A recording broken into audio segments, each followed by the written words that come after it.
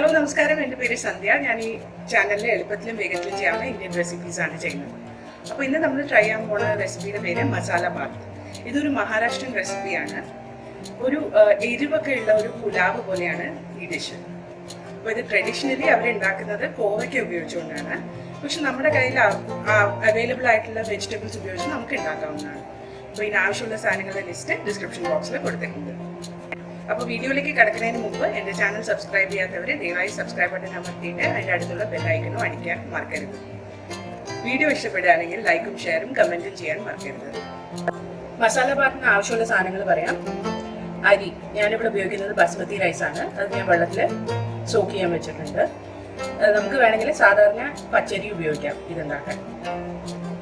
പിന്നെ പച്ചക്കറി, അതിന് ഞാനിവിടെ ഉപയോഗിക്കുന്നത് വഴുതനങ്ങ, ബീൻസ്, ക്യാരറ്റ്, ഗ്രീൻ പീസ്, വേണമെങ്കിൽ പൊട്ടാറ്റോ ഉപയോഗിക്കാം.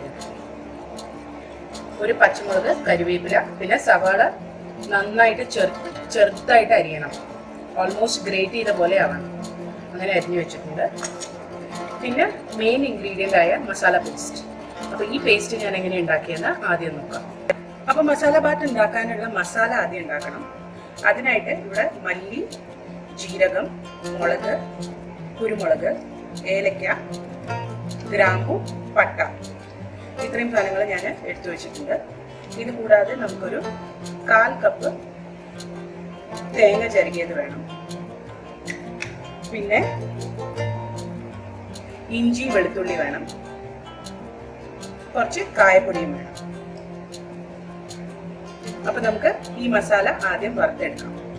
തേങ്ങയും ബാക്കി സ്പൈസസും കൂടി ഒരു പാനിലിട്ടിട്ട് നമുക്കൊന്ന് ഡ്രൈ റോസ്റ്റ് ചെയ്തെടുക്കണം. കളർ ഒന്ന് ചെറുതായിട്ട് മാറാൻ തുടങ്ങിയാൽ മതി. ഓവറായിട്ട് ബ്രൗൺ ചെയ്യേണ്ട ആവശ്യമില്ല. സ്പൈസസിന്റെ അരോമ ഒന്ന് വരുന്നവരെ, അതിന്റെ നല്ല മണം വരുന്നവരെ, പിന്നെ തേങ്ങയൊന്ന് ഡ്രൈ ആവുന്നവരെ നമുക്കിതൊന്ന് റോസ്റ്റ് ചെയ്ത് കൊടുക്കാം. അപ്പൊ തേങ്ങ നന്നായിട്ട് ഡ്രൈ ആയി ഒന്ന് ചെറുതായിട്ട് കളർ മാറുന്നവരെ ഞാനിതൊന്ന് റോസ്റ്റ് ചെയ്തിട്ടുണ്ട്. ഇനി ഇതിലേക്ക് നമുക്ക് വെളുത്തുള്ളി, ഇഞ്ചി, കുറച്ച് കായപ്പൊടി, ഇത്രയും ചേർത്തിട്ട് ഗ്യാസ് ഓഫ് ചെയ്യാം. അത് റോസ്റ്റ് ചെയ്യേണ്ട ആവശ്യമില്ല. ഈ മിക്സ്ചർ നമുക്കിനി കുറച്ച് വെള്ളം ഒഴിച്ചിട്ട് മിക്സിയിൽ നന്നായിട്ട് അരച്ചെടുക്കാം. ആദ്യം ഇതൊന്ന് പൊടിച്ചെടുക്കുക, എന്നിട്ട് കുറേശ്ശെ വെള്ളം ചേർത്തിട്ട് മസാലയായിട്ട് അരച്ചെടുക്കുക. അപ്പൊ ഞാനിത് അരച്ച് റെഡിയാക്കട്ടെ. ഇത്രയും ഇൻഗ്രീഡിയൻസ് കൂടാണ്ട് നമുക്ക് കുറച്ച് എണ്ണ വേണ്ടി വരും ഈ ഡിഷ് ഉണ്ടാക്കാനായിട്ട്. പിന്നെ ആവശ്യത്തിന് വെള്ളവും വേണ്ടി വരും. അപ്പൊ നമുക്ക് ഈ ഡിഷ് ഉണ്ടാക്കി തുടങ്ങാം. ആദ്യം ചെയ്യേണ്ടതെന്ന് പറഞ്ഞാൽ ഒരു പ്രഷർ പാൻ അടുപ്പത്ത് വെക്കുക. അതിലേക്ക് എണ്ണ ഒഴിച്ച് ചൂടാക്കുക. പിന്നെ അതിലേക്ക് നമ്മൾ കരിവേപ്പില, പച്ചമുളക്, സവാള ചെറുതായിട്ട് നുറുക്കിയത്, ഇത്രയും ചേർക്കുക.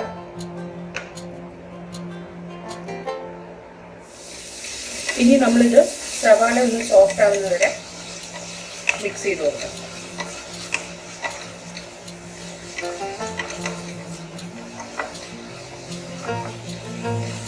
കളർ മാറേണ്ട ആവശ്യമില്ല, ഒന്ന് ലൈറ്റായിട്ട് സോഫ്റ്റ് ആയിരുന്നു.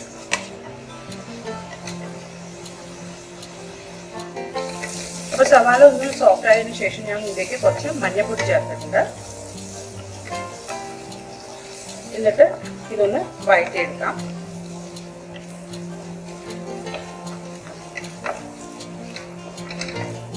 ഇനി നമുക്ക് ഇതിലേക്ക് മസാല പേസ്റ്റ് ചേർക്കാം.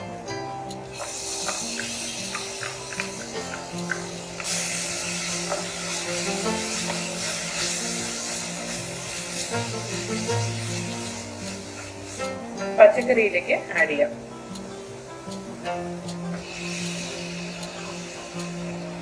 മസാലയില് ഇതൊന്ന് നന്നായിട്ട് മിക്സ് ചെയ്ത് കൊടുക്കാം.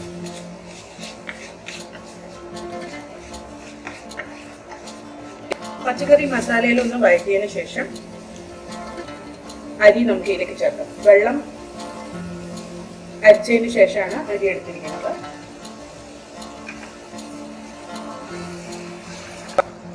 ഇനി ഈ അരി ഇതിലൊന്നും ഇട്ടിട്ട്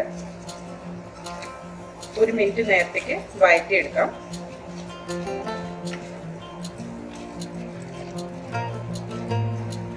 അരി പൊട്ടുന്ന സൗണ്ട് കേൾക്കുന്നവരെ നമുക്കിതൊന്ന് വഴറ്റാം.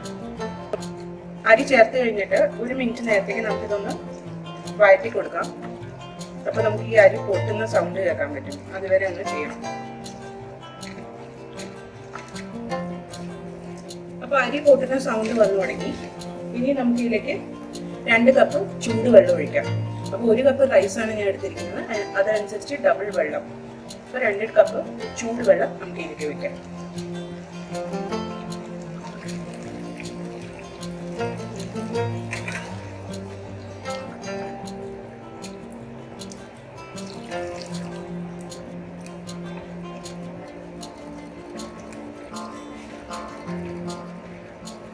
ഇനി നമ്മൾ ഇതുവരെ ഉപ്പ് ചേർത്തിട്ടില്ല, അപ്പോൾ റൈസിന് ആവശ്യമുള്ള ഉപ്പ് ചേർക്കാം.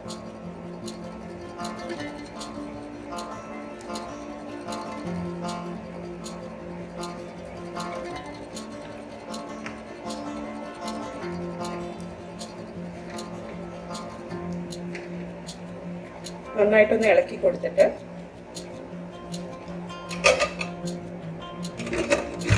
പ്രഷർ പാൻ നമുക്ക് അടച്ചിട്ട് ഹൈ ഫ്ലെയിമിൽ 1 വിസിൽ വരെ നമുക്കിത് കുക്ക് ചെയ്തെടുക്കാം. പ്രഷർ മുഴുവൻ റിലീസായതിനു ശേഷം ഞാൻ കുക്കർ തുറന്നുണ്ട്. അപ്പോൾ ഇങ്ങനെയാണ് റൈസ് ഉള്ളത്. ഇനി ഇതൊരു ഫോർക്ക് ഉപയോഗിച്ചിട്ട് നമുക്കൊന്ന് ചെറുതായിട്ട് മിക്സ് ചെയ്ത് കൊടുക്കാം. അപ്പോൾ അരി ഉടഞ്ഞു പോവാണ്ട് ഇരിക്കും.